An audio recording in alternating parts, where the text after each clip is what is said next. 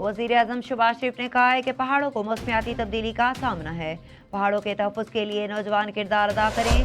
पहाड़ों के आलमी दिन पर वज़ीर-ए-आज़म मोहम्मद शहबाज शरीफ ने पैगाम जारी करते हुए कहा है कि पहाड़ों के आलमी दिन के मौके पर हम आलमी बरादरी के साथ मिलकर ज़मीन पर पहाड़ों और उनसे जुड़े लाखों लोग जिनकी ज़िंदगी इनसे शानदार मनाजिर से जुड़ी हुई है की अहमियत उजागर करते हैं।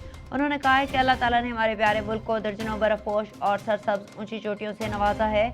हमारी ये सरजमीन दुनिया की 16 बुलंद तरीन पहाड़ी चोटियों में से 8 चोटियों का मस्किन है, जो कि दुनिया की दूसरी बुलंद तरीन चोटी, और K2 नागा पर दुनिया 9वीं बुलंद तरीन चोटी के अलावा 7000 से ज़्यादा ग्लेशियर्स जो कुतबी खतों से बाहर बर्फ का सबसे बड़ा ज़ख़ीरा हैं, पाकिस्तान में ही वाक़ हैं। शहबाज शरीफ ने कहा है कि पहाड़, जिन्हें अक्सर दुनिया के वाटर टावर्स कहा जाता है, मीठे पानी और साफ हवा जैसे ज़रूरी वसाइल का ज़रिया हैं। दुनिया भर के पहाड़ों को मौसमियाती तब्दीली, जंगलात की कटाई और दीगर गैर पायदार तर्ज अमल के बढ़ते हुए चैलेंजों का